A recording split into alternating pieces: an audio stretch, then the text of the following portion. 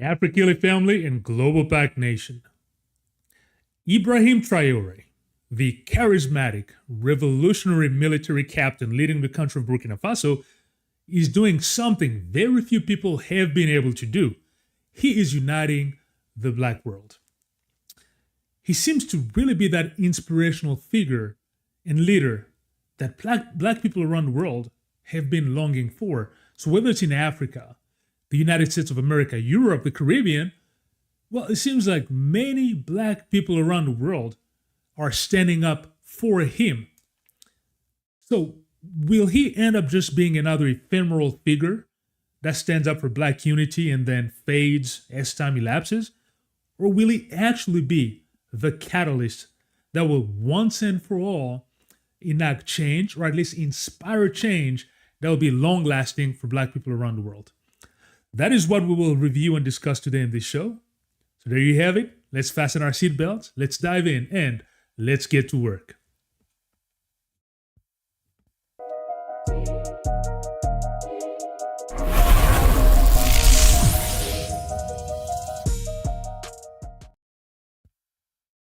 That concept back in January. Thank you for your support. For those who have not done that, let me ask you before we start, just please take a moment to click on the subscribe button. Only takes a few seconds, but it helps us tremendously. It helps this concept grow, and it helps us meet the goals that we've set for ourselves in 2025 and beyond. But also it helps you be part of the conversation as we go forward and as we grow this community together. But understand one thing, without you, I cannot do it. So thank you very much for taking the time to do that. That being said, let's go straight into the topic that is bringing us today. Ibrahim Traore. I'm sure by now you've heard that name. I have myself been talking about him, I think, for 2 weeks. We've brought him on various different shows. Well, it seems like the energy that the name Ibrahim Traore, or Captain Ibrahim Traore, is eliciting is not fading. So what is that all about? So I assume you know who Ibrahim Traore is, but just in the events that you might not know who I am talking about, well, here is the individual. Well, Ibrahim Traore, as you can see on the picture here, a charismatic captain who is leading the country of Burkina Faso, fairly young man, 37 years old, came to power as at the end of a military coup. So this is a country, Burkina Faso, in West Africa, that has undergone a lot of transitions. There was a long-lasting President Blaise Compaoré who finally ended up being kicked out. But after multiple coups, so Ibrahim Traore ended up taking power, and he's been in office now since 2022. So he is the cause of a lot of energy around the world. Even on this show, I've talked about comments that were made by a U.S. general, right? General Michael Langley, who accused Traore of misusing the gold of Burkina Faso, not only for the interest of the country, but for his own interest. But I quickly realized one thing as I was just reviewing comments online and so on. It appears clear to me that many people actually have not seen the show, the quote in question. And so, by the way, this is the general on so on my right, which would be on your left. That's General Michael Langley, who leads the AFRICOM. That's the Africa Command out of it's headquartered in Frankfurt, Germany. All right, same place as EUCOM, the European Command. Well, he made statements, as I said, that were so fiery, according to many. And if you're interested in finding that that show, you can find it essentially on the YouTube channel. I'm trying to locate. I thought I had loaded the link here for you. Let me just do it real quick so you you can find it. It's because I think it's important to put the the statements in context, and I really encourage all of you to go and find the video in question. Okay, so here it is. Okay, apologies about that. I thought I had loaded it. I did not. So if you go on YouTube, all right, and you go on the AFRICOM YouTube channel, because the African Command, because you should know the U.S. military has divided the world in different commands, right? You have the African Command, the European Command, and so on. So Africa, AFRICOM. So there is a channel. The YouTube channel is there. It's called AFRICOM. It is a bit small, I believe. Let me make it a bit bigger. It's going to hide my face so that at least you can read. So there it is. You can see on the bottom there, U.S. Africa Command. And so the video in question, and I'm going to play you the statement, but it's about a hearing on the EUCOM, so European Command and Africa Command, in review of the defense authorization request for fiscal year 2026. So it was a Senate hearing, essentially, on the channel. So, okay, I have a lot to say about it. As you can imagine, this show will be in response to that. So let me start by playing the statement, because it is important that you yourself hear what Michael Langley actually said. Because again, as I've been reviewing commentary, it struck me that many people actually have not even listened to the full statement. So I'm only going to play about 1 minute of his intervention. If you go on that EUCOM YouTube, on the AFRICOM YouTube channel, the video itself is over 2 hours, about 2 hours and 19 minutes. And the statements that he made is at about 2 hours and 7, at the 2 hour and 7 minutes timestamp is when General Michael Langley starts making his comments. So let me play them so you get a full picture of exactly what he said, and then we will be back here and we will discuss it. So let me bring it on here. General Michael Langley. There it is. Give me 1 second. And 1 second. Okay, so there you go. I can imagine a situation, though, in which the ruling elite of a country is receiving gratuities on the side that in order to the benefit of the strongman leader, and not to the populace of the country. Does that sort of corruption and bribery go on with regard? So just very quickly, so this is Chairman Wicker, who's heading the Senate committee. He's the one who is asking the question, and General Michael Langley is about to answer with regards to corruption in the region. To the Belton Road. Absolutely, Chairman. I see this, and I don't mind calling them out, but Captain Traore and Burkina Faso, as they know that both, whether it's their gold reserves, that is all those proceeds are just in exchange to protect the junta regime. There's a number of those examples across. Even in Sudan, what's going on with the rapid support forces and in Burhan of the Sudan forces, when you get down to it, it's all about the revenue that can be drawn out of that, and our nefarious actors in the CCP or in sometimes Russia are complicit in those activities.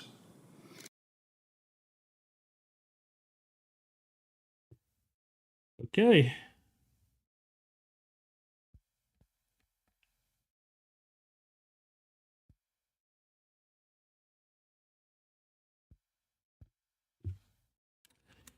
So there you have it. So you heard the comment from Michael Langley. So this is what causing all the uproar, because on one end, the Senate committee is kind of worrying about nefarious actors with regards at least to the United States.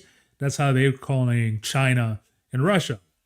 And so they're worrying that there is a there's those bad actors are engaging into bad activities, quote unquote, in that region, and that many African leaders who have resources are utilizing those resources and are utilizing it essentially as bribery to help advance a narrative that will advantage them as opposed to just helping their people.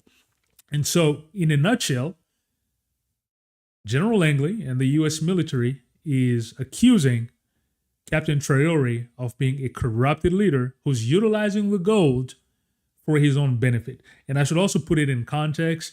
There's an ongoing issue in Burkina Faso where gold represent the biggest resource in the country, but for the longest, it was totally misused. You have a lot of corruption around gold mining. So Captain Ibrahim Traore decided to put a stop to all that. One, he has stopped export from, like, say, small scale and artisanal miners. Those are miners that are usually on the outskirts of big mining operations that may not have all the sophisticated machines, and typically they will mine on the outskirts. You see that a lot in most countries that have a lot of natural resources that are being mined. Whenever you have those big companies occupying a plot, well, on the outskirts, you will often see the small and artisanal miners, right, using sometimes rudimentary tools, sometimes machinery still, but they're not registered as the big major companies. So he put a stop from export from those small scale and artisanal miners. That in and of itself is a problem, and that actually puts his life in danger. That could be the reason why he's experienced a lot of potential military coup, because you have to know that internally, when you talk about small scale mining, it's typically the locals that are benefiting from it. So there is people within Burkina Faso that illegally are making millions and millions of dollars, or have been making millions and millions of dollars, and overnight Traore stops that. So he's cutting the flow of the revenue, of their cash flow, essentially, and that's dangerous. But beyond that, he decided to build the biggest refinery in Burkina Faso so that the country will no longer export just the raw material, but he wants the gold to be refined locally. And then he wants to increase the country's natural, or the country's gold reserves. And as it grows, and eventually utilize some of that as backing for its currency. That is disrupting everything. You have countries such as France and so on that have been benefiting from different mining and so on in the region. So he is a big disruptor.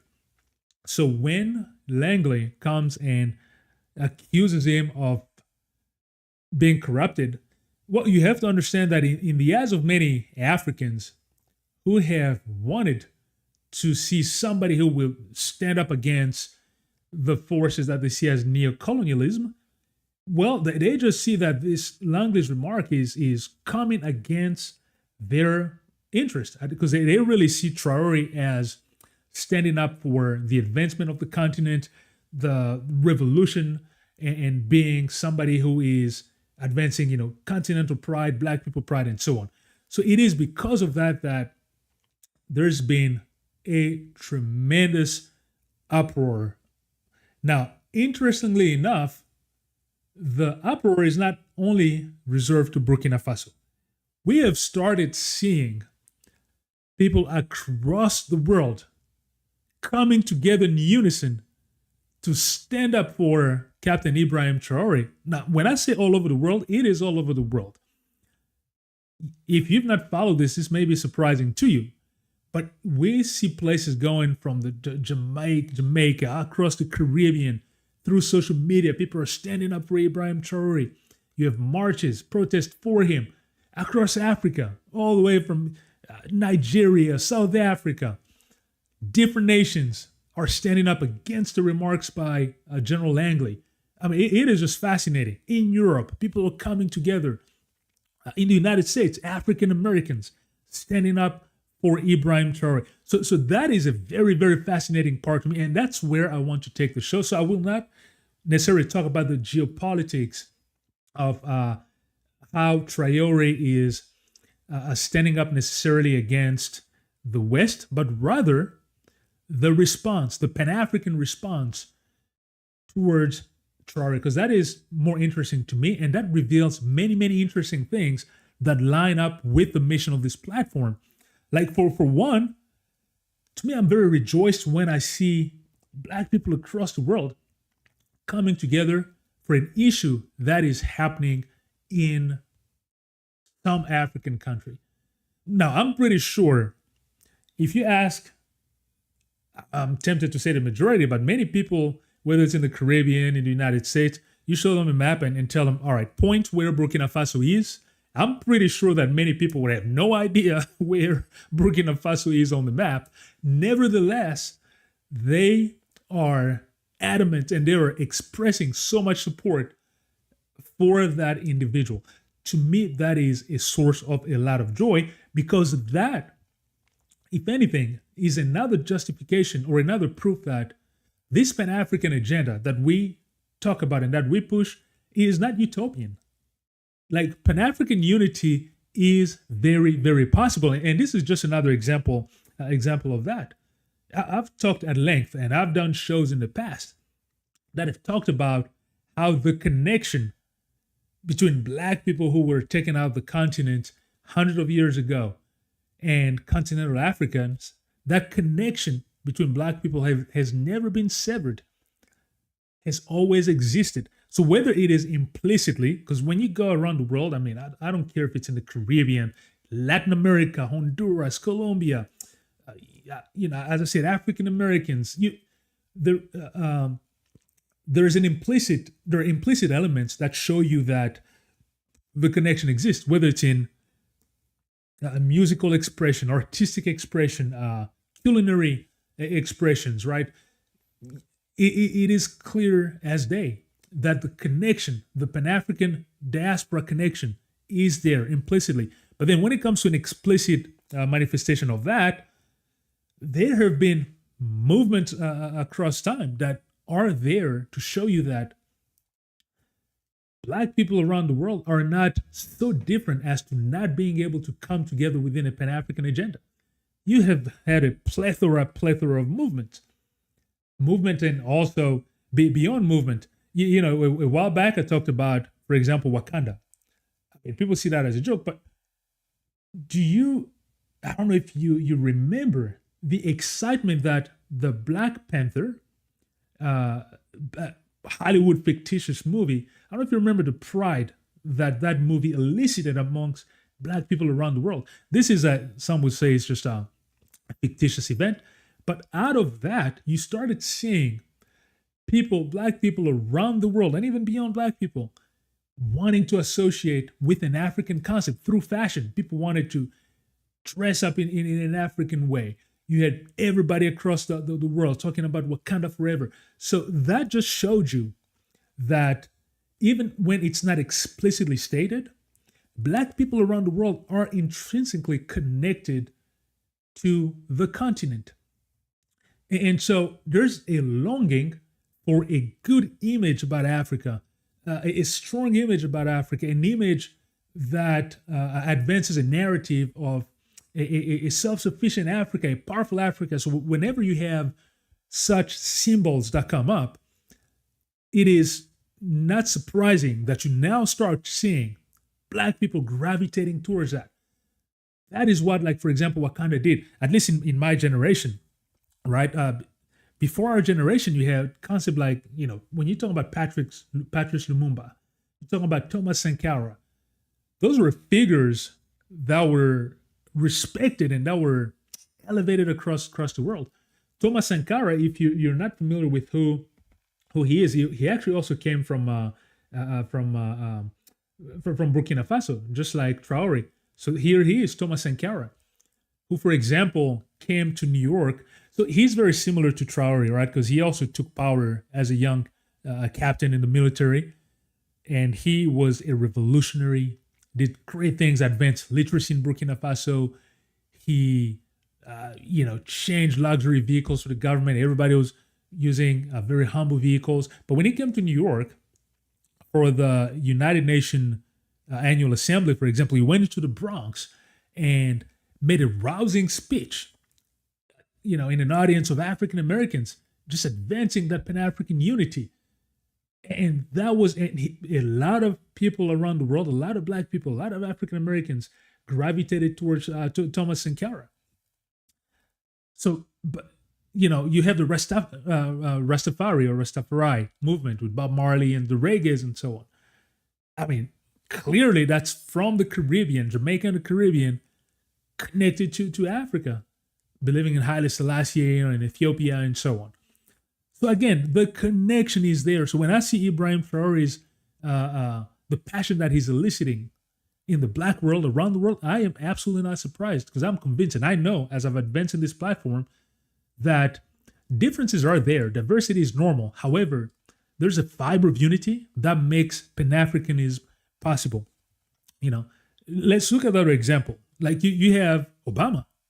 I mean, granted, down the line through American policies, maybe some of the excitement may have diminished around the world, American foreign policy. But man, you remember back in 2008 when Barack Hussein Obama became the president of the United States, number 44, the pride that caused around the world.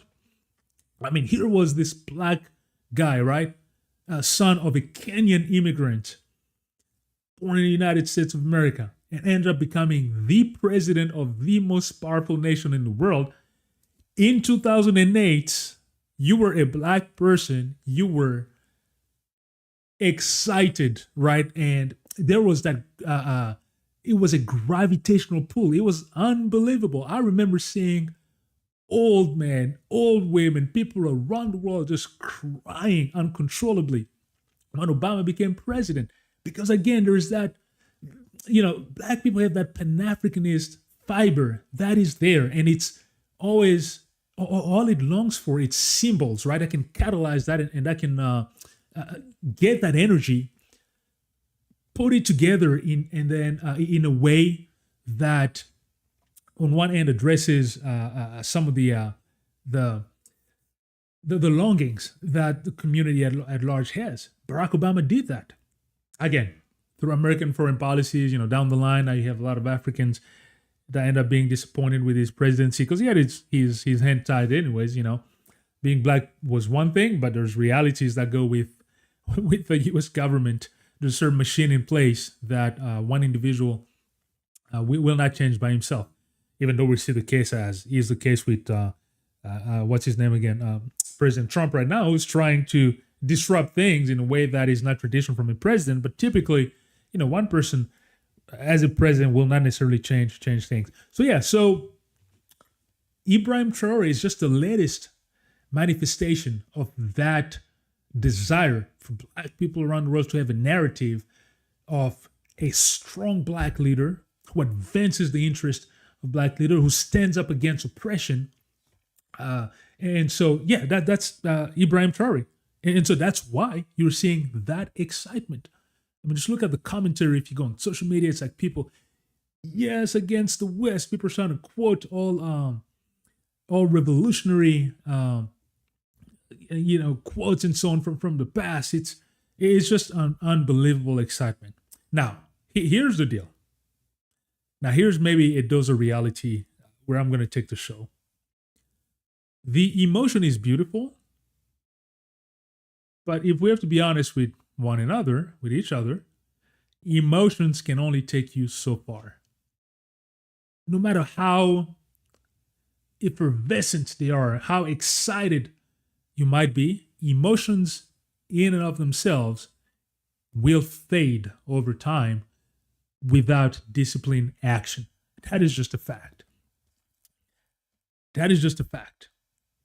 So all this emotion that we're seeing right now, it's as if, I'm using an example, imagine you have a champagne bottle that you're shaking, pop, pop, pop, pop, pop, pop, and then you pop that cork. Man, it's gonna blow out like a rocket. All the fluid will jump out, or a beer can, or a Coca-Cola can, or whatever, right? Shake it, and all that carbonation just get excited and burst out of the container.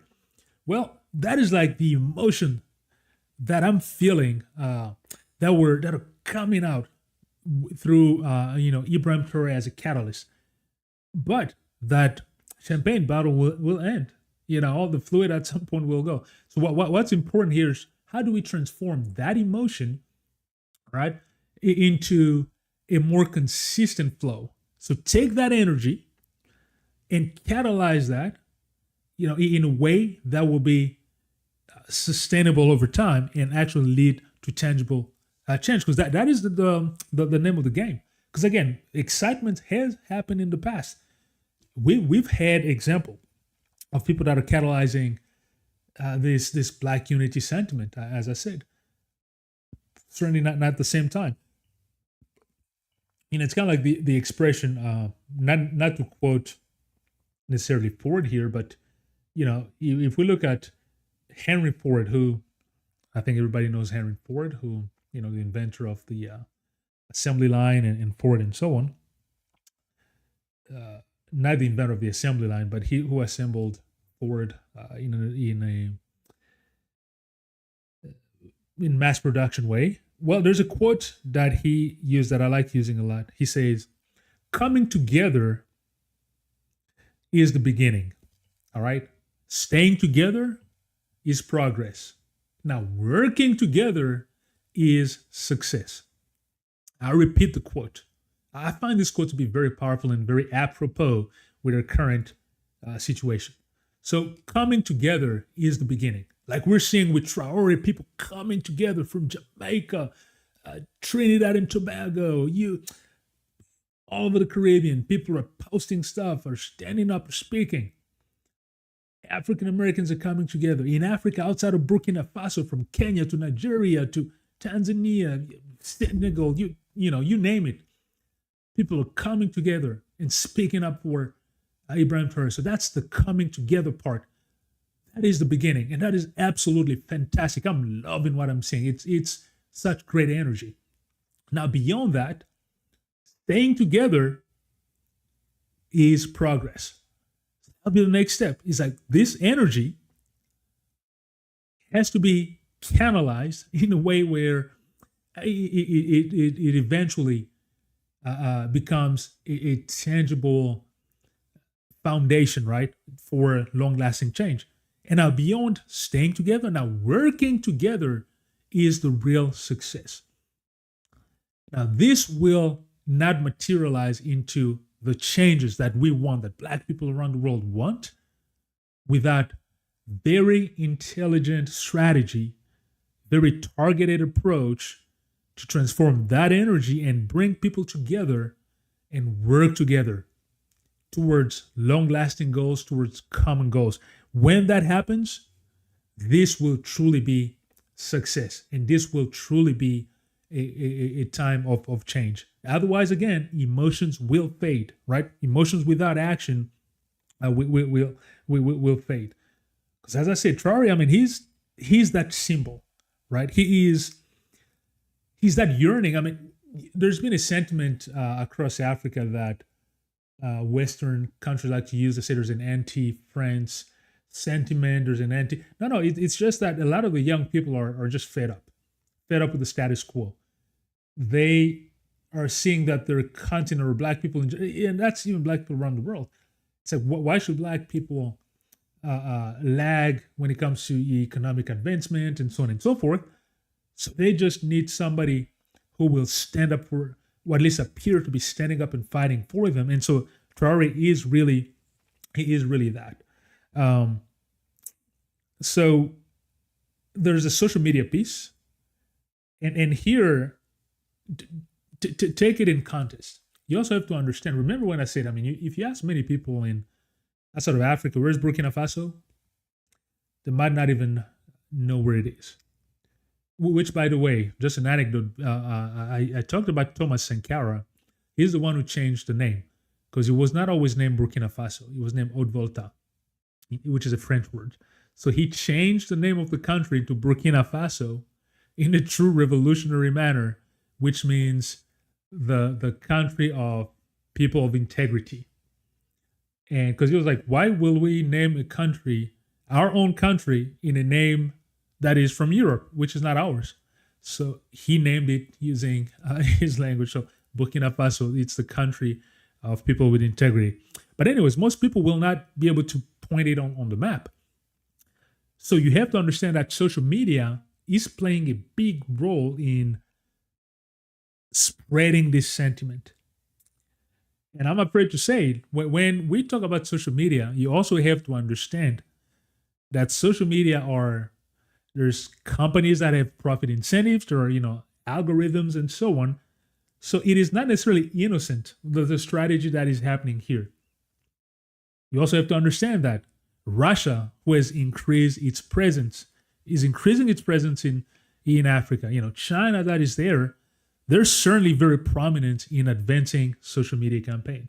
So you would be a fool, I think, or you'll be misguided rather, not to incorporate that element, to understand that the more, for example, Africans are turning their back or turning away from the traditional West, the more it benefits countries such as China, Russia, and so on. And so they definitely have an influence in the social media campaign that are being waged. That is the simple reality. This sentiment of Pan-Africanism, even though it's true, but you have other people who would benefit also by advancing that. So we just need to be cognizant of that and understanding that, but then ensuring that we have our own strategies in place, essentially not to do the bidding of anybody else. We're not in this to do the bidding of China, not in this to do the bidding of Russia. We're not in this to do the bidding of the United States or I'm talking about the Pan-African world, the global P.A.C, the global Pan-African community. It is to understand the dynamic of power and understand what is being done, but, essentially think in a strategic way to ensure that our interests are primarily advanced. If not, it's just about being peons and being taken advantage of. So as time is advancing here, let's go towards this piece of working together. Because remember, coming together is the beginning, right? Staying together is progress, and working together is success. So in terms of working together, if ultimately this sentiment fades and we're not able to work together, it's not necessarily because of a lack of unity. There's something I hear a lot, even amongst our global P.A.C community. Global P.A.C means global Pan-African community. So Black people around the world, the global Pan-African diaspora. I often hear it's like we like bashing ourselves. Oh, amongst Black people, we don't have unity. We don't know how to work together. You'll hear things such as the enemy of the Black person is the Black person. Like, I personally don't think we have necessarily a unity problem. Just because your skin is Black doesn't mean we are not able to work together. Absolutely not. It's just that I think it's if we fail, for example, to transform impulses such as this into tangible, long-lasting outcomes, it is not necessarily because of a lack of unity, but it's a lack of precision in defining the terms, in defining the agenda. Unity does not happen in a vacuum by itself. Like even in this, say, Traore's, the energy that he's eliciting right now. I bet you, if I ask you, what do you mean by unity? And I ask everybody, what do you mean by unity? Because people are saying, okay, we need to be united behind Traoré. What do you mean by unity? I guarantee that the understanding of unity will vary, and many times based on your own context also. Now imagine that. So we all come into this with a different understanding of what unity will entail. Because again, unity does not happen in a vacuum. It is unity towards what? And if we cannot even come together and understand that, trust me, this will fail. It's like an amalgamation of, it's a melting pot of different concepts and ideas without any guiding principle, without any organization, without any concerted effort to identify common agendas. Clearly that will fail. That's what humans do. Like my brothers and sisters in Jamaica who right now are excited to support Traoré, guess what? Tomorrow and after tomorrow, the realities they have to deal with, and they will deal with those realities. in their immediate life, and it's not because of lack of unity, right? They have issues they have to deal with in their societies. My African American brothers and sisters that are supporting Traore today, if it just remain in these statements and so on, tomorrow it will fade. They'll have to deal with other realities, even within the African continent. My brothers from Kenya or Tanzania, Congo, whatever you name it, who they will have this energy, but if there's nothing tangible to be able to have tangible action going forward, that emotion will fade because they'll have to deal with realities around their lives. Again, that is not because of lack of unity. It's simply because there won't be that avenue and that instrument, if you will, to be able to take that energy and allow everybody to express it towards predefined and predetermined goals. Any movement that has to succeed needs to have that clarity. Otherwise, the crowd energy will just fade over time. All right. So it's to me, it's really the responsibility of opinion leaders and movement leaders to really think critically that way, but also understand that no matter how I would say justified your cause is, also understand you will never get everybody to line up with that cause, no matter what cause it is. Even when you look at causes like the civil rights movements in the 60s, there were different diverging opinions. The approach that Martin Luther King took was not the same approach that people like Malcolm X took initially. Thurgood Marshall, before that, different approaches. You had diverging opinions. Within the Black liberation movement, you have Marcus Garvey, who could not stand W.E.B. Du Bois. That's even way earlier in the beginning of the 20th century. So no matter how justified you think your cause is, don't just expect to get everybody to line up within the same umbrella, right? Within the same tent. But on the flip side, without a specific plan, without a specific agenda, you will simply fail. Without a platform where, for example, people understand that this is what we are attacking and seeking, and this is what we need to come together for, without such clarity, you will not succeed. And when you put forth such clarity, trust me, it will become possible to continue working together, to go from, coming together to staying together and working together. It will be possible to do that in a Pan-African way, because those causes that you identify correctly, you will be able to get support, whether it's from members of the global P.A.C in the Caribbean, in African Americans across the African continent, in Latin America.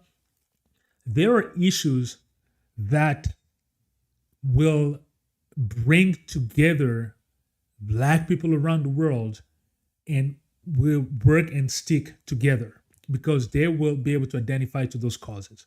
That is what needs to happen. I mean, I cannot repeat that enough. It's what's happening with Traore is beautiful. This is the kind of stuff I love to see. The energy where you have people across the world forgetting their origin to say, you know what, we will stand together. That is fantastic. Now we need to take it a step further. Otherwise, it will be ephemeral because the nature of emotions fade. There's too much happening in life all the time, right? With the reality of life. So ultimately, yeah, that clarity is needed. You need platforms that can put together a very sound agenda, a very sound approach. Within this platform, which we began as AfriKili, and we have the global P.A.C, Global Pan-African Community. You know what our platform is. You know what the mission is. So if you're one of that person who is watching us right now, if you're one of those people who believe that, you know what, I am fed up with the status quo, the predatory status quo that is preventing Africa to take off and preventing Black communities to be able to maximize their potential. And I want to be part of a movement that addresses that. This platform is for you. So I invite you to go and click on the subscribe button and become part of this platform so that together we advance as we push that agenda. Because we will move from this into a more organized way and getting more into action. You need some political action, ladies and gentlemen. Again, back to the civil rights movement, I like pointing that, or even the anti-colonization movements across Africa. there were clear policy agendas at the end, right? It was like people were fighting for freedom, but they knew exactly what that freedom entailed. Like in the civil rights movement, Martin Luther King and others understood exactly what freedom meant, like the segregation and certain that needed to happen. And so they pushed towards policy changes to make that happen. Otherwise, the movement would not have any focus, right? It would be just like all over the place. The anti-colonization movement in Africa, like freedom was a clear-cut agenda, which is why even after most African countries became independent, South Africa, that took such a long time to become independent, you still had many African leaders fighting and pushing for apartheid to be abolished in South Africa until South Africa also became independent and free. All right. So you need that clarity. So yeah, this platform provides you with that clarity. So if you're also somebody who believes that, you know what, Africa is just way too rich, man. There is way too many resources for it to be at such a undeveloped stage with all this, crazy system and incentives in place. We need to think and work together in ways that will lobby for policies or create coalitions of interested parties to be able to attack similar problems. This platform is for you too. So I invite you to go and click on the subscribe button, join, and let's work together towards achieving those goals. Finally, if you believe that Africa can become the most powerful economic force in the world, and as a result, become a tremendous benefit for all Black communities around the world, from the Caribbean, African Americans. If you believe that, a liberated Africa, like a self-determined Africa that has a control of its resources, is to the benefit of all Black people around the world. That is what I believe in this platform. So click on the subscribe button and join this platform, and together we can advance that cause. So I'm going to end up there for now. It's been about 42 minutes. But in conclusion, man, let me just say that again. I am fascinated. I am so elated when I see the awesome energy that is happening around the world in support of Ibrahim Traore. That is awesome. And now Ibrahim Traore has found himself in a cause that is much, much bigger than what he stood for initially, in a Pan-African cause that is much, much bigger than him. But I think he is a person who has a good understanding of Pan-Africanism, because if you see even the alliance that he's created with his neighbors in Mali, with Assimi Goïta, who was also military, who took power in Mali, or in Niger with Abderrahmane Chani, who also took power as military in Niger. But they've created the alliance of the Sahel. So that's in a Pan-African way. It's kind of like this thinking of going beyond their borders. So he has that. So he's definitely somebody who understands the spirit of Pan-Africanism. And he's spoken at length also of following his mentor or one of his heroes, Thomas Sankara, and making it a point to learn from Sankara's shortcomings.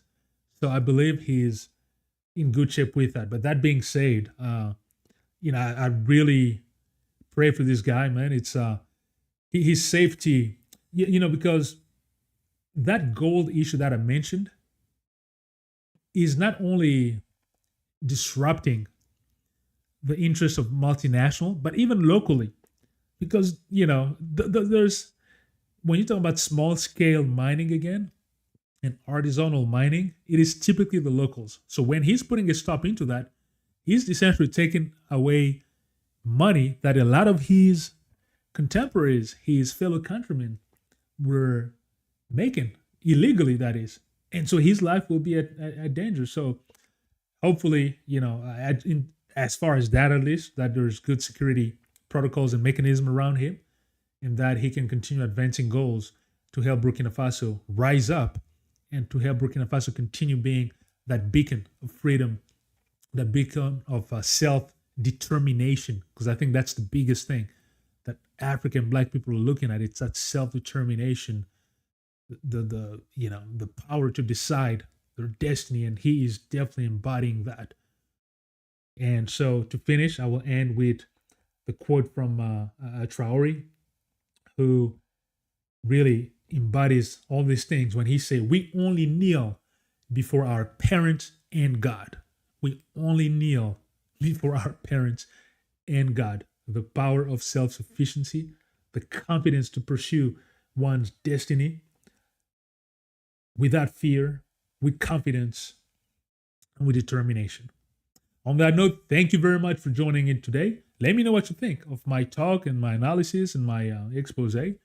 You agree, you don't agree? Send your comments. Make sure you also like, share the show, and again, subscribe, because without you, we cannot grow, and I need your support. But also by subscribing, you become a member of this community, and together we grow. Remember, we are a beautiful people. We are a strong people. We are a very capable people. But above all, we are the global P.A.C. So until next time, peace be with you. Asante sana, which means thank you very much in Swahili. This was Tony Fumu Simba Kwambamba Ngumbu. Thank you very much and see you next time. Bye-bye.